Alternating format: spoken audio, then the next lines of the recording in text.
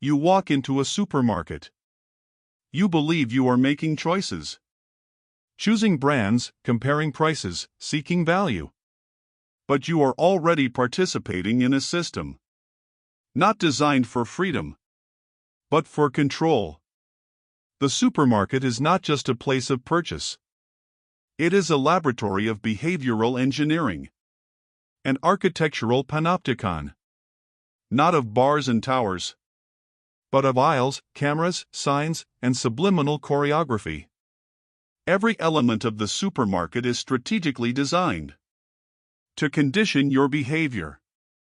The bright lights, the gentle music, the polished floors. These are not neutral. They produce an environment of compliance, encouraging you to slow down, to dwell, to consume. Even the layout obeys a hidden logic. Essentials, milk, eggs, bread, are placed at the back, forcing you to pass through temptation to reach them. Luxury items sit at eye level. Children's treats are shelved low, so the little ones beg and plead in your ear. This is not chaos. It is control masquerading as convenience. Foucault taught us that modern power does not punish, it guides. It whispers rather than shouts. It organizes the space so that you obey without realizing. And the supermarket is a prime example. You walk the aisles in a predetermined pattern.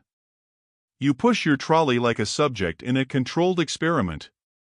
You are watched not just by CCTV, but by data analytics, loyalty cards, predictive algorithms. They know your route. They know your budget. They know when you menstruate, when you drink, when you're alone. Consider the loyalty card. You believe it rewards you. You believe it gives you discounts. But what it actually does is reward conformity. It tracks, records, profiles. Until your consumption becomes legible. You become a consumer-shaped citizen. Predictable. Malleable. Obedient. Your choices are not private. They are watched, monetized, and used to shape the choices of others. Even the self-checkout is a tool of discipline. No more eye contact. No human rapport. Just you, the machine, and the voice that tells you to place the item in the bagging area or else. The shopper becomes the cashier. Labor is transferred. Surveillance becomes internalized. You police yourself. You comply with a smile. And yet, we are made to believe that shopping is a symbol of freedom. The ability to choose between 20 brands of yogurt is presented as the triumph of modernity. But what is this freedom, if the only choices we are given exist within a tightly managed spectacle of consumption? Foucault would say, this is not capitalism's excess. It is capitalism's discipline. We are not just trained to spend. We are trained to be measurable, to align our needs with market categories, to reduce our identities to shopping preferences. And this training begins early. Children are taught to want, to link treats with behavior, to see brands as belonging.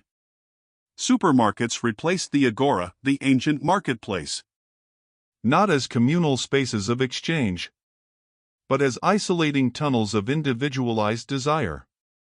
You are never more alone than when surrounded by 10,000 products, designed to make you feel complete, but never whole. The supermarket is not neutral. It is a site of quiet control.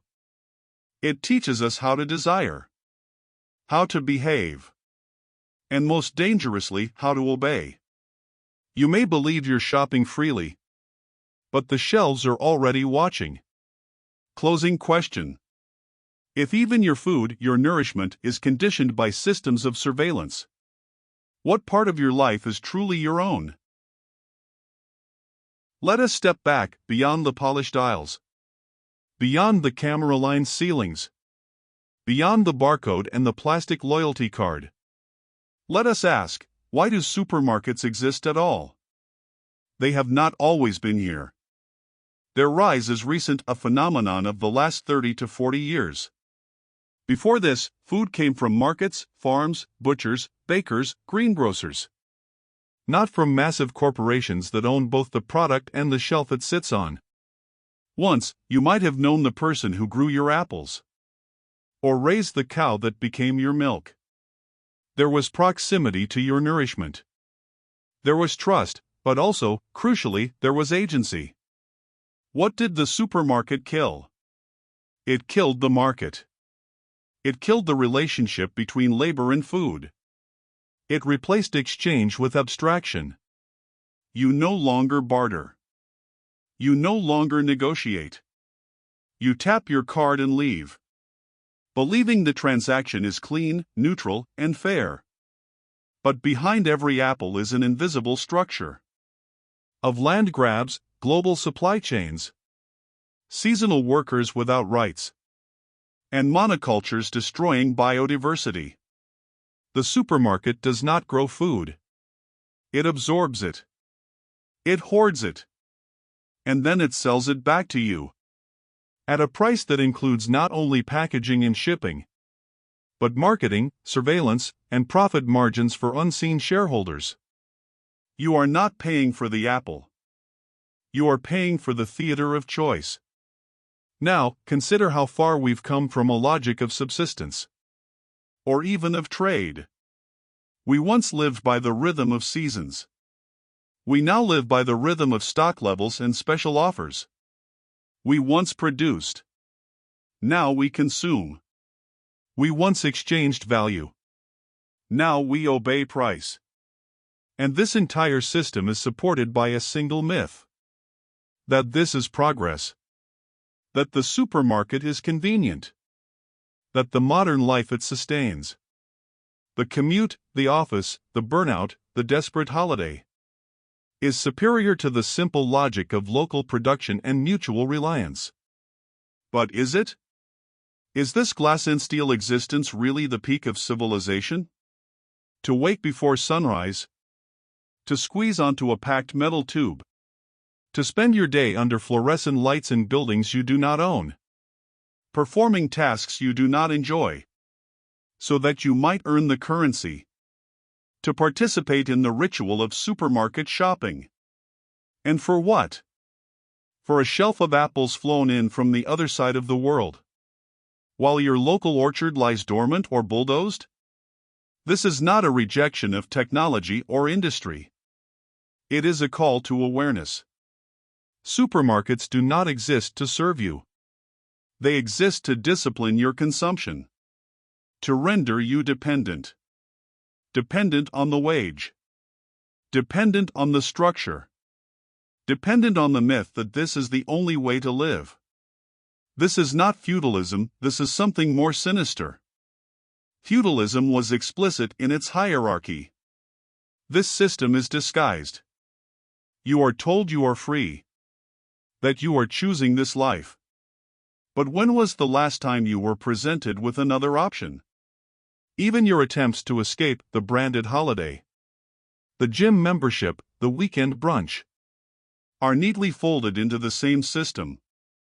You work to afford your escape from work. You spend to feel free. And you shop to feel human. This is not freedom. This is managed discontent. The supermarket is not just a building. It is the visible endpoint of a deeply invisible structure. One that has trained us to consume not just food, but a way of life that is deeply alien to our own instincts, rhythms, and desires. We no longer eat from the land. We eat from the system. If everything you consume is part of a structure designed to keep you consuming, where do you go to remember how to live?